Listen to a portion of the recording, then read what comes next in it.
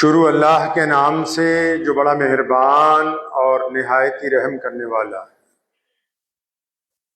تمام احباب درود پاک پڑھیے۔ اللہم صلی علی محمد وعلی آل محمد کما صلیت علی ابراہیم وعلی آل ابراہیم انکا حمید مجید۔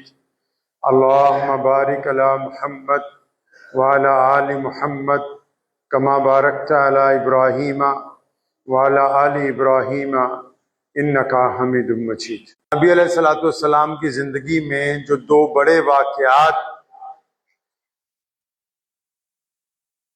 جو بڑی نعمتیں مسلمانوں کو اللہ کی طرف سے عطا ہوئیں،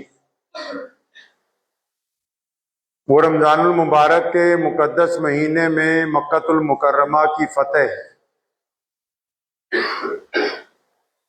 اور دوسری میدان یہ سمجھتے ہیں کہ شاید روزہ جو ہے وہ صرف عبادات کا نام ہے، اور عبادات کے ذریعے اپنے کردار کو، اپنے اخلاق کو اچھا بنانا ہے، لیکن اس کے ساتھ کوئی کام مشقت کا نہیں کرنا، کوئی زور آزمائی نہیں کرنی۔ تو ان کے لیے بھی اگر سیرت النبی علیہ السلام پڑھتے ہیں تو اللہ کے نبی علیہ السلام رمضان المبارک نہیں آیا۔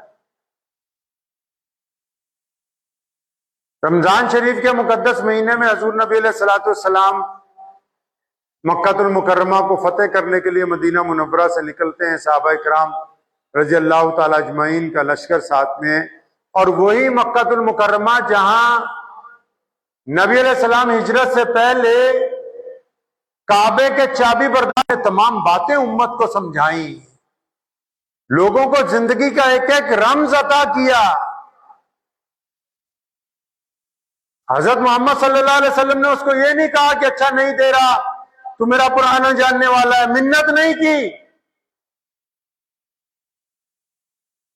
غصے کا اظہار بھی نہیں کیا۔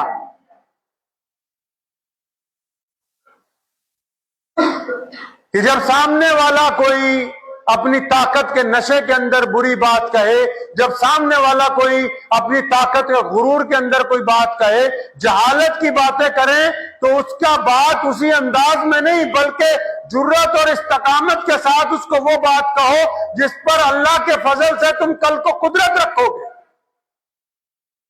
2 سال نہیں، 10 سال کے بعد وہ موقع آیا کہ نبی علیہ السلام مدینے سے مکہ تشریف لا رہے، 10 سال کے بعد۔ عثمان بن طلحہ جن کے پاس بیت اللہ کی چابی تھی، وہ فتح مکہ کے دن کہتے ہیں اپنے گھر والوں کو، کہتے ہیں کہ جب بھی ابو جہل نے، عتبہ نے، ولید نے، ابو لہب نے قوم کسی قوم پہ فتح حاصل کرتی ہے، دنیا کا رواج ہے، اگر آپ اتہاس پڑھیں گے، ہلاکو خان نے جس دن بغداد فتح کیا، اتنا قتل عام کیا، اتنا قتل عام کیا کہ بغداد کی گلیوں میں 1-1 فٹ تک خون جم گیا تھا، گھوڑے چلتے تھے تو ان کے پاؤں خون میں ڈوب جاتے، چہرے داغے جاتے تھے۔ لیکن یہاں میرے نبی حضرت محمد صلی اللہ علیہ وسلم کا طریقہ دیکھو، نبی کی شان دیکھو، نبی کی عظمت دیکھو، دنیا کا رواج بدل دیا، رواج بدل دیا دنیا کے حکمرانوں کا۔ محمد علیہ السلام 10 سال بعد اس مکے میں کے چچا کے ٹکڑے کر دیے، ان کا سینہ چیر دیا، ان کے کان کاٹے، پیر کاٹے، اور ان کی زبان کاٹی، اور پھر ان کا جگر نکال کے چبایا۔ اس مکے میں واپس آ رہے ہیں جہاں بلال کی چھاتی پہ پتھر رکھ کے گلے میں رسی ڈال کے روزانہ کھینچا جاتا تھا۔ اس مکے میں واپس آ رہے ہیں جہاں سیدنا خبیب جو ہے اپنے ہوش گوا دیتے تھے، اس مکے میں محمد رسول اللہ واپس آ رہے ہیں۔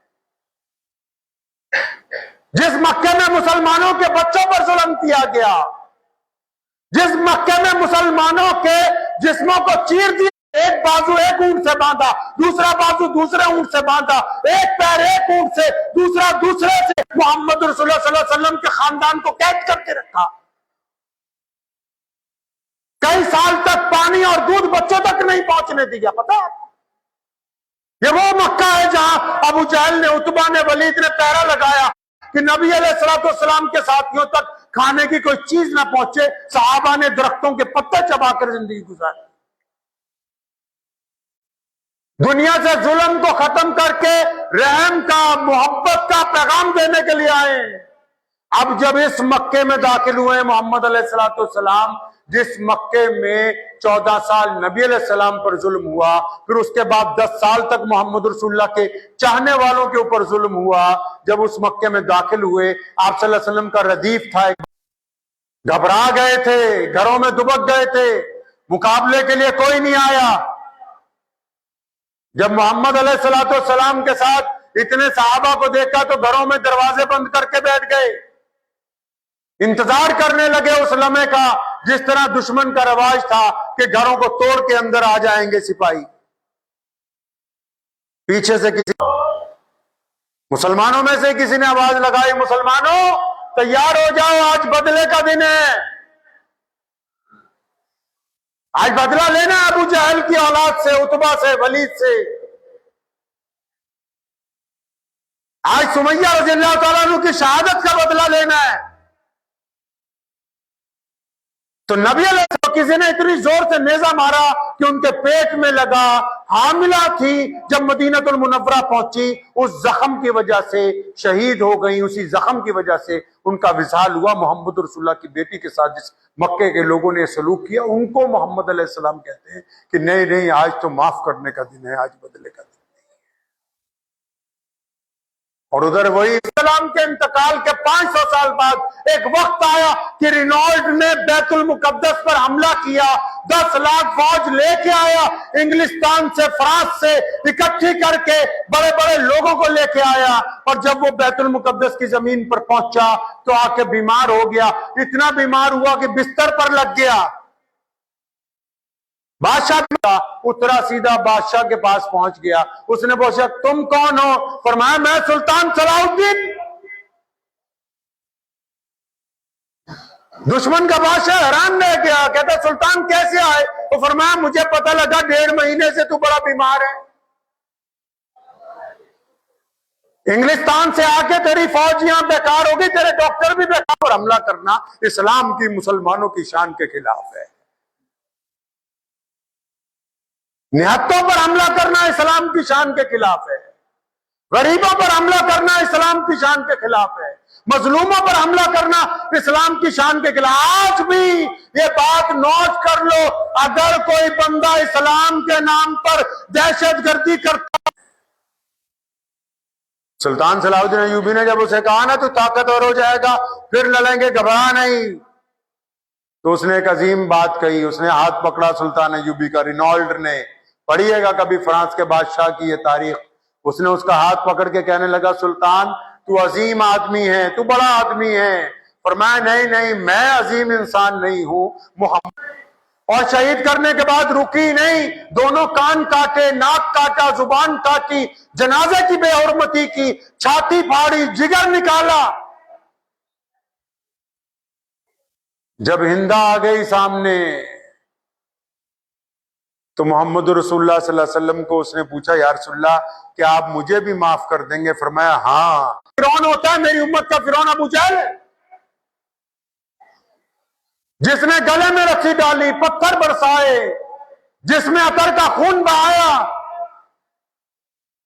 بدر میں نبی علیہ السلام کو نعوذ باللہ مارنے کے نیت کے ساتھ اتنے بڑا لشکر نعوذ باللہ لے کے آیا، جب اس کا بیٹا آ رہا ہے تو پیغمبر علیہ السلام کیا کہہ رہے ہیں اپنے صحابہ کو؟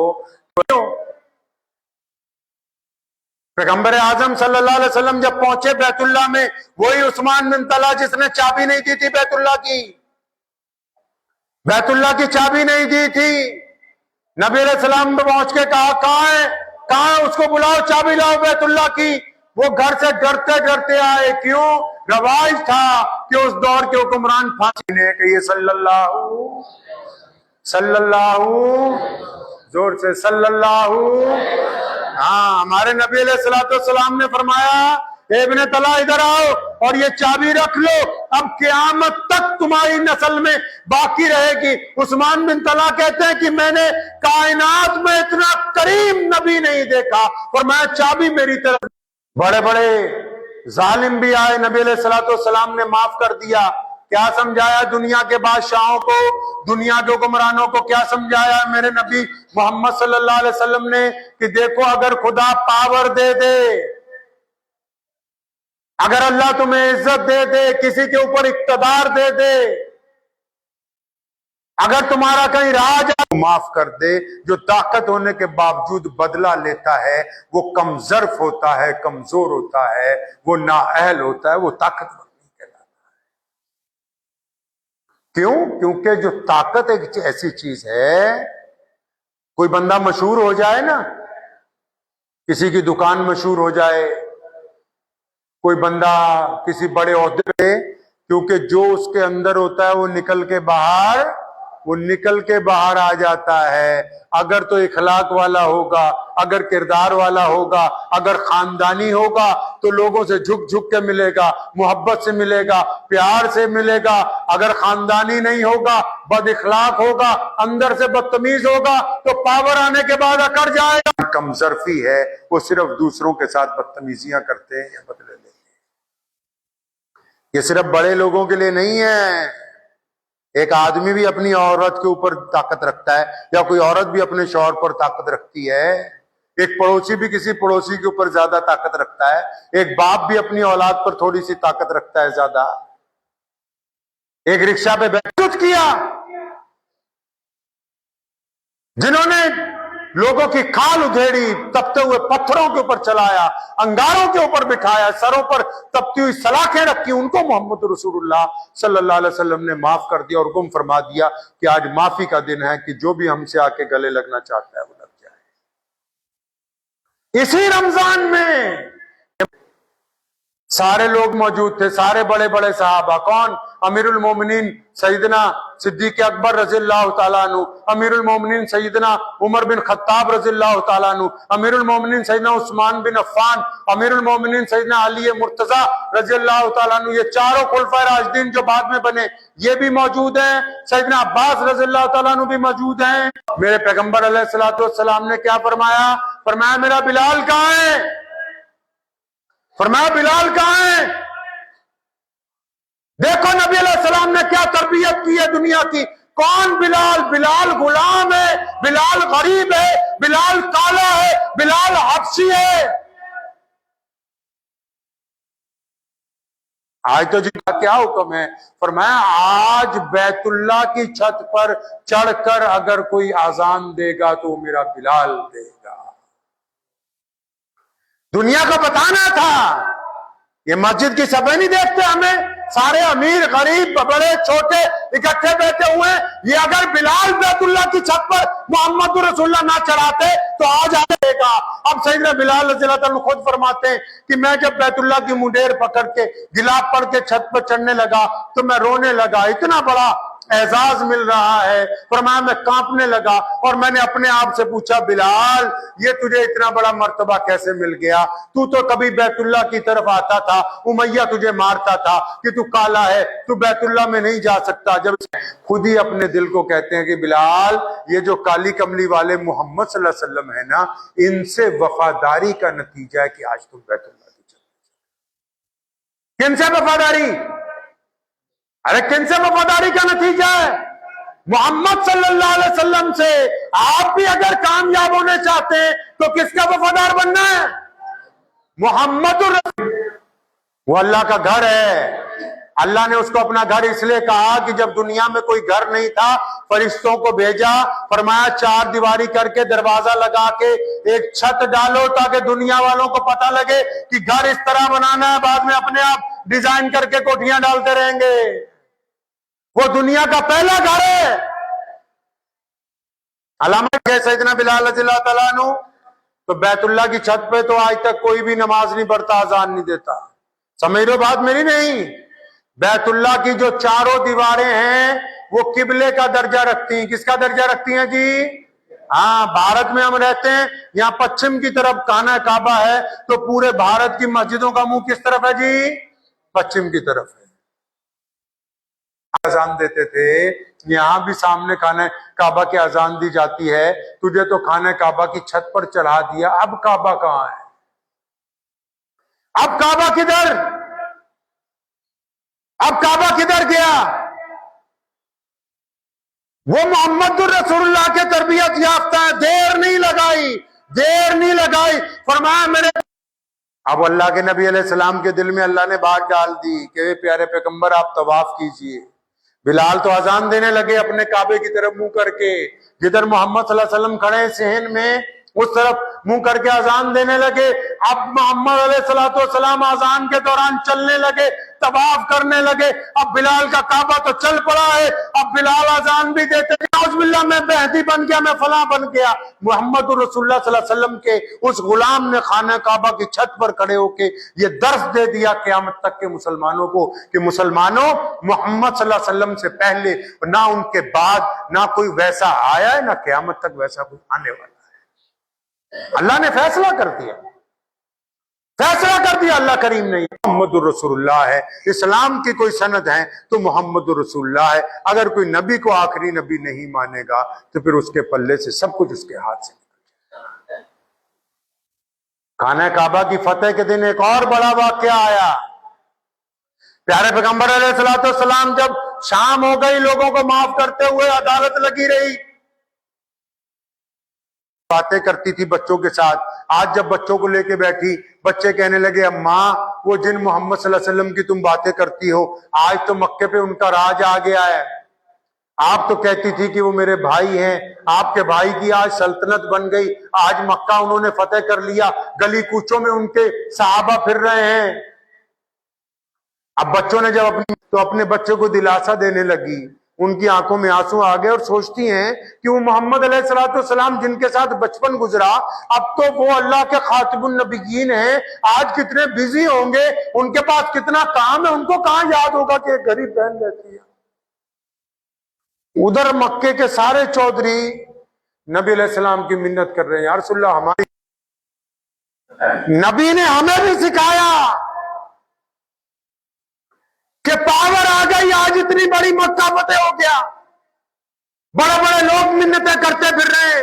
آج تو کسی کے پاس پاور آ جائے تو پہلے رشتہ داروں کے سامنے موٹر سائیکل کی تیز تیز آوازیں نکالتا بھی ان کو پتہ لگ جائے کہ میں نے موٹر سائیکل خرید لیا۔ مکہ فتح کیا ہے، اپنی بہن کے گھر پہنچ گئے رات کو عشاء کے بعد، دروازہ کھٹکھٹایا، 10 سال بعد بہن سے ملاقات ہو رہی، زارو قطار آنکھوں میں آنسو ہیں۔ بہن نے جب اندر بستر لگایا، بٹھایا، چادر بچھائی، نبی علیہ السلام نے اپنی بہن سے پوچھا جتنے تم نے پیر بنا رکھے ہیں بڑے بڑے چودھری، ان کی دعوت میں کچھ آگے پیچھے ہو جائے، کوئی آگے ایک آدھی پلیٹ قورمے بریانی کی تو دم نکل جائے آدھوں کا۔ ہم لوگ ایک دعوت میں موجود تھے، پیر صاحب کو انہوں نے پلیٹ دینی بھول گئے پہلے، تو وہ بعد میں پہنچی تو اسی بات پہ اٹھ کے دسترخوان سے چلے گئے ناراض۔ یہ محمد الرسول اللہ ہے پڑھنے کی۔ میرے نبی علیہ السلام نے فاقے کیے ہیں لیکن کبھی باسی کھانا زندگی میں نہیں کھایا۔ فاقے 3 دن 4 دن، لیکن جب بھی کھایا تازہ کھانا کھایا۔ یہ پہلا موقع ہے۔ فتح مکہ کے موقع پر اپنی بہن کے گھر محمد رسول اللہ صلی اللہ علیہ وسلم نے آج اگر کوئی جماعت میں چلا جائے گا نا، جب واپس آئے گا تو بولے گا چلا کرو، اور اگر یہ کوئی بریلوی ہوگا آئے گا واپس تو بولے گا بریلی شریف جاؤ، اجمیر شریف جاؤ۔ اگر کوئی انجینئر ہوگا تو بولے گا اپنے بچوں کو انجینئر بناؤ۔ کوئی پولیس والا افسر بن کے اپنے رشتہ داروں کے پاس جائے گا تو بچوں کو بولے گا پڑھو لکھو IPS بنو۔ کوئی بیپاری اپنے رشتہ داروں کے گھر جائے گا تو ان کو بولے گا فلاں فلاں مال آج کل اچھا کے گھر گئے، جب بستر لگ گیا تو آپ صلی اللہ علیہ وسلم کو آرام کرنے کی پیشکش کی گئی تو پیارے نبی علیہ السلام نے یہ نہیں فرمایا کہ میں تھکا ہوا ہوں میں آرام کروں گا، نہیں، بلکہ ام ہانی رضی اللہ تعالیٰ نے جو نبی علیہ السلام کی بہن ہے فرمایا ہانی میرے سامنے بیٹھو۔ حضرت حضور صلی اللہ علیہ وسلم کے سامنے وہ بیٹھ گئی، ان کے صاحبزادے بھی بچے بھی آ کے بیٹھ گئے۔ سال بعد مکے میں ہم آئے، میں حدیث کا مفہوم بیان کر رہا ہوں. فرمایا اتنی مدتوں کے بعد آئے. تمہیں تو پتا ہے کہ جب میں اپنی ماں کے پیٹ میں تھا تم تو اس وقت ہوشو آواز رکھتی تھی. اے بتا ہانی میری پیدائش سے پہلے میرے ابا حضرت عبداللہ کا انتقال ہو گیا تھا. ہانی میں نے اپنے والد حضرت عبداللہ کو نہیں دیکھا. تو آج بتا آج کی رات مجھے کہ میرے ابو جان کیسے تھے. نبی فتح مکہ کی رات کو اپنے والد کو یاد کر رہے ہیں, آنکھوں میں آنسو. فرمایا ہانی تو بتانا میرے ابا کیسے تھے. اور میں ہانی شروع ہو گئی. فرمایا اے میرے نبی, اے میرے پیغمبر علیہ السلام, اے پیارے نبی علیہ السلام, آپ کے ابا تو بڑے حسین تھے, بڑے جمیل تھے, ان کا بڑا قد و کاٹ تھا, ان کے چہرے پر عجیب نور تھا. فرمایا جب چلتے تھے تو لوگ ان کو دیکھتے تھے کہ عبداللہ جا رہا ہے. تھا 5-6 سال کا. میری اماں حضرت سیدہ آمنہ مجھے چھوڑ کے چلی گئی. تو نے تو میری ماں کو بہت اچھی طرح دیکھا بھالا ہے, ان کو سنا ہے, ان کے ساتھ بیٹھی ہے. آج کی رات بتا نا میری ماں کیسی. پیغمبر نے اپنی مسجد میں مصلی پر کھڑے ہو کے کہا تھا کہ صلی اللہ, پیغمبر علیہ السلام نے اپنی مسجد میں مصلی پر کھڑے. یہ نبی علیہ السلام ہے. رمضان میں فتح مکہ کی رات کو اپنے باپ کو یاد کیا, اپنے والد محترم کی تعریف سنی, اپنے دل کو ٹھنڈک پہنچائی, اپنی والدہ کا ذکر کیا, اپنے دادا کا ذکر کیا, اپنے چچاؤں کا, تاکہ تمہیں یہ بتانا تھا کہ جب کوئی مقام مل جائے, فتح مل جائے, تو پھر ان لوگوں کو یاد کرنا جو اس وقت تمہارے ساتھ تھے جب تمہارے ساتھ. یہ اسلام نے رواج ڈالے. آج تو لوگ ذرا سی پاور میں آنے کے بعد باتیں کرتے کہ فلاں کو گرا دو, فلاں کو اکھاڑ دو. یہ اسلام ہے جس نے کائنات میں رواج ڈالا کہ طاقتور ہونے کے بعد جھک جاؤ, جس طرح ایک پیڑ پھل لگنے کے بعد جھک جاتا ہے. تو اس سبق کو یاد رکھیے. میں مبارک